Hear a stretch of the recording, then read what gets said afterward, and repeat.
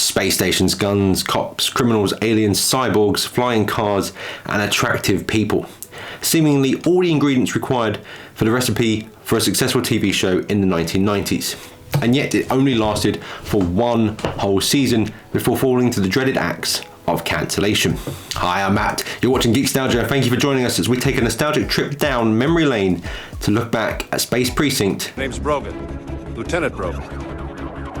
For 20 years I was with the NYPD. Now, well, let's just say I've transferred to another precinct.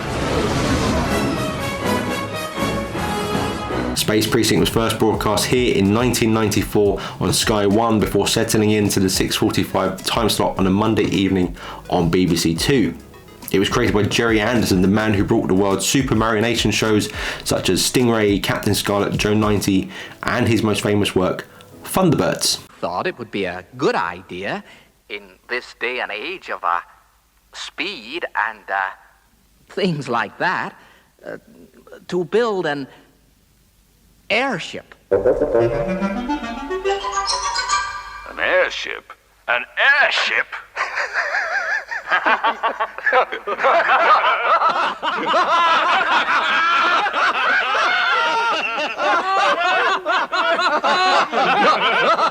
The show told the tales of Lieutenant Patrick Brogan, played by Ted Shackelford, of the Demeter City Police Force on the planet Altor, and his partner Jack Haldane, played by Rob Youngblood, as they did what any policeman would do. They solved crimes and caught the bad guys, only they did it in space. I'm escaping to the one place that hasn't been corrupted by capitalism. Space! Joining the human police leads was Simone Bendix as Officer Jane Castle and Officer Lionel Carson, played by Joseph Meidel. The rest of the precinct was made up of officers from various alien races, predominantly two races known as the Tarns and the Creons. Most notably the precinct leader, the Creon Captain Podley, and the Tarn officer Aurelia Took. Space Precinct originally began life as an unaired pilot called Space Police, made in 1986. It had a more comedic tone, and in the pilot, Shane Rimmer played Lieutenant Chuck Brogan in its one and only episode entitled Star Laws. Do you see what they did there? The episode was never broadcast, and the idea was put on ice for nearly a decade until Anderson brought it back under a new name, new look, new characters, and a new tone, and made it to be what we know today as Space Precinct. Each episode of Space Precinct followed a similar formula that other cop shows would do. The basic themes and ideas would not have been out of place in non-sci-fi cop shows. Things like race riots, murder, internal affairs investigations were all seen in Space Precinct, but this time they did it in space. Space! But being a sci-fi show, it allowed them to use things like time travel, telepathy, have numerous alien species. All of this was seen in the 24 episodes that were made. It was the alien species that were a big part of Space Precinct and what made it so memorable. Each character was made and performed using practical effects and prosthetic makeup, with animatronics combined with the still impressive to this day special effects, and you can see where that $36 million budget went.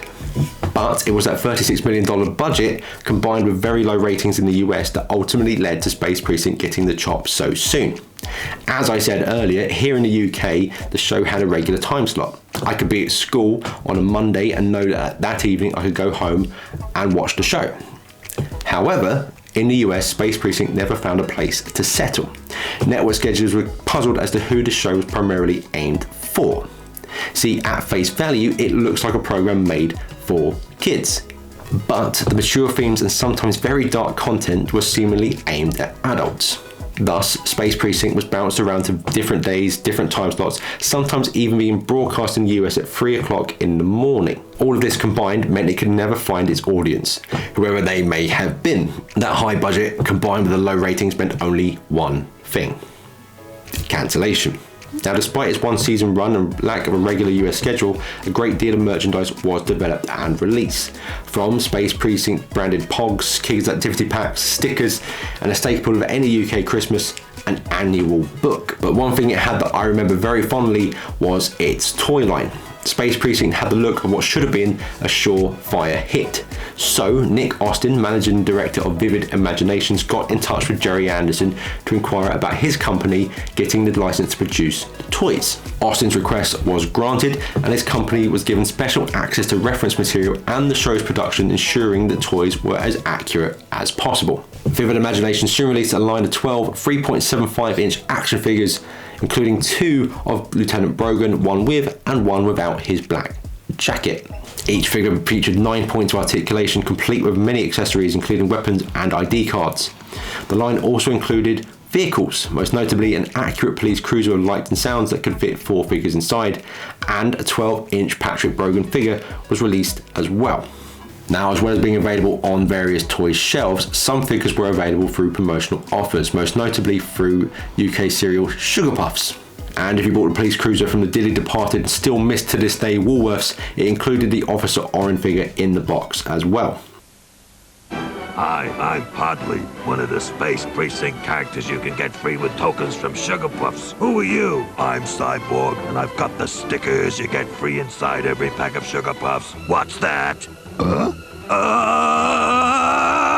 Two Space Precinct offers out of this world.